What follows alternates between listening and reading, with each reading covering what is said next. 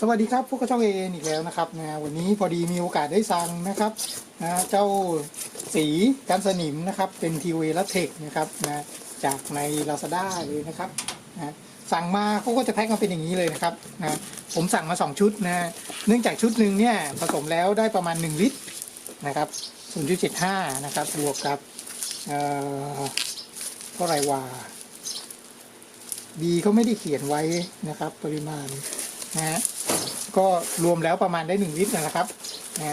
ก็เลยสั่งมา2ชุดนะครับเรามาแกะดูกันเลยครับเราก็มาแกะกันเลยนะครับ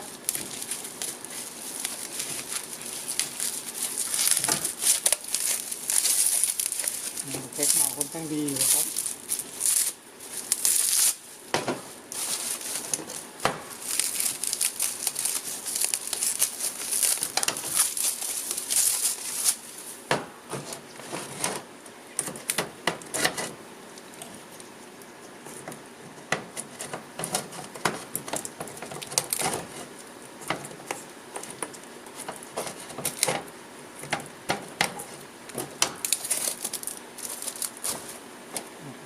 ตัวนี้นะก็แกะนิดนึง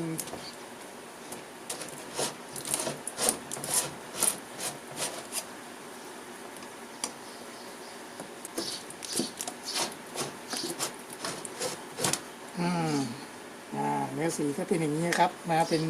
คิวเอและเทคก็สรุปว่าเป็นของแท้ครับไม่จกตาเจ้านี้นะครับถ้าใครสนใจก็สามารถไปหาได้ตามลิงก์ด้านล่างนี้เลยนะครับตัวนี้ใช้ประโยชน์อะไรใช้ประโยชน์ตรงที่มันเป็นสีกันสนิมครับกันสนิมแบบสนิมจ๋าๆเลยแบบสนิมเคอะๆเลยนะครับตัวนี้มันจะเป็นเนื้อที่แข็งนะครับแล้วก็ไปเกาะตามเนื้อสนิมอะไรพวกนี้นะครับโดยที่วิธีการใช้ก็คือว่าเราสามารถทาทับได้ทันทีเลยนะครับแค่เคาะสนิมออกนิดๆก็เตรียมพื้นผิวไม่ต้องเตรียมละเอียดมากนะครับเตรียมพอเป็นพิธีนะครับก็คือทุกทีจะลงสีการสนิมเนี่ยเราต้องเตรียมแบบละเอียดเลยนะครับเตรียมละเอียดก็คืออะไรจะต้องขัดให้เงาวับขัดให้ดีเลยเกลี้ยงสนิมเลยนะครับถึงจะลงสีได้แต่ตัวนี้ไม่ต้องนะครับก็ขัดเอาเท่าที่ออกนะครับออกเท่าไหร่ก็เอาเท่านั้นนะครับพยายามออกให้มากที่สุดเกล็ดที่มันจะไม่ติดนะครับมันก็คือเกล็ดไอ้หนาๆที่เป็นสนิมแบบเกาะหนาๆเกล็ดหนาๆที่จะปีแหล่ไม่ปีแหล่นะครับตรงนั้นต้องเคาะออก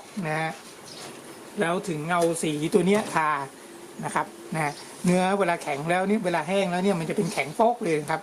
เดี๋ยวผมเอาให้ดูนะครับเนี่ยครับพอสีมันแห้งแล้วเนี่ยมันจะแข็งเป็นอย่างนี้เลยนะครับสีปกติเนี่ยจะเป็นเนื้อสีประมาณนี้นะครับสีออกสีเทาๆแต่นี้ผมผสมแม่สีเข้าไปอีกผสมแม่สีให้กลายออกเป็นสีค้ำๆสีเทาๆเข้มๆนะครับก็แม่สีก็สามารถหาซื้อได้ตามลิงก์ด้านล่างนี้เลยนะครับเอาแม่สีผสมเข้าไปนะครับมันก็จะกลายเป็นสีเทานะครับก็ขอบคุณมากครับสำหรับการรับชมคลิปนี้นะครับถ้าไงสนใจวิธีนี้ก็ลองไปหาดูนะครับของมีตามลิงก์ด้านล่างนี้เลยนะครับขอบคุณครับ